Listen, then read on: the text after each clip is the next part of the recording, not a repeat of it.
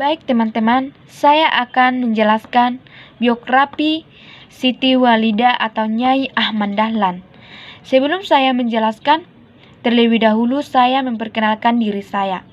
Nama saya Nur Cahaya Tumanggor, sekolah di swasta KPP 2 Tarutung, kelas 10-1.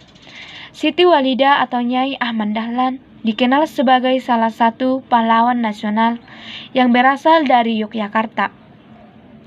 Dalam sejarah panjang perjuangannya, Nyai Ahmad Dahlan juga dikenal sebagai tokoh emansipasi wanita muslimah di Indonesia. Di kota Yogyakarta yang dikenal sebagai kota belajar, merupakan rumah kelahiran banyak tokoh nasional yang jejak jasanya masih bisa kita rasakan. Salah satu tokoh nasional dengan jasa dan jejak langkah panjang yang lahir di kota Yogyakarta adalah Siti Walidah atau Nyai Ahmad Dahlan. Siti Walidah atau Nyai Ahmad Dahlan dilahirkan pada 3 Januari 1872 di kawasan Kauman yang terletak di belakang Masjid Gede Yogyakarta. Siti Walidah merupakan putri Haji Muhammad Fadil, seorang ulama penghulu keraton Yogyakarta. Ibunya bernama Nyai Mas. Siti Walidah lahir dari keluarga yang didasarkan pada dasar agama atau kehidupan spiritual Islam. Pada masanya anak perempuan tidak lazim menempuh pendidikan di sekolah formal. Siti Walidah atau Nyai Ahmad Dahlan tetap mendapat pendidikan agama dari ayahnya. Ia juga dididik berbagai hal terkait hakikat perempuan, baik dalam peran dan statusnya sebagai istri maupun sebagai ibu. Hal yang telah banyak menjadi pijakan, pemikiran dan aktivitasnya saat ini bergiat di organisasi. Saat usianya menginjak 17 tahun, Siti Walidah dinikahkan dengan sepupu dekatnya, Muhammad Darwis, yang belakangan berganti nama menjadi Ahmad Dahlan. Kala itu tradisi pernikahan antar kerabat keluarga masih lazim dilakukan di Kauman Yogyakarta. Setelah suaminya, KH Ahmad Dahlan mendirikan organisasi Islam modern Muhammadiyah pada tahun 1912. Siti Walidah yang kemudian dikenal dengan nama Nyai Ahmad Dahlan ini turut membantu aktivitas dan perjuangan suami. Ia merintis forum-forum pengajian bagi perempuan muslim dimulai dari lingkungan Kauman, yang kemudian banyak diikuti para buruh batik. Forum pengajian ini kemudian dari menyebar ke kawasan Lempuyangan, Karangkajen hingga Pakailaman. Lewat Sopo Tresno, istri KH Ahmad Dahlan ini tidak hanya memprakarsai pendidikan agama bagi kaum perempuan, tapi juga merintis pengajaran membaca dan menulis huruf Latin.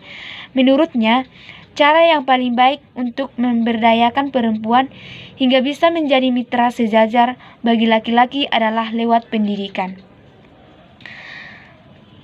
Gerakan pendidikan lewat Sopo Tresno yang didirikan oleh Nyai Ahmad Dahlan ini di kemudian hari menjadi cikal bakal berdirinya Aisyah, salah satu organisasi perempuan muslim pertama di Indonesia. Aisyah merupakan organisasi sayap perempuan Muhammadiyah yang kini menjadi salah satu organisasi perempuan terbesar di Indonesia. Aisyah didirikan pada 19 Mei 1917 atau 5 tahun setelah KH Ahmad Dahlan mendirikan Muhammadiyah.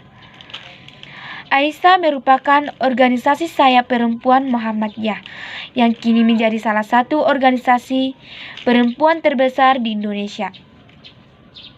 Meski merupakan penggagas utama pendirian Aisyah, ia membesar hati untuk tidak menduduki posisi ketua Aisyah.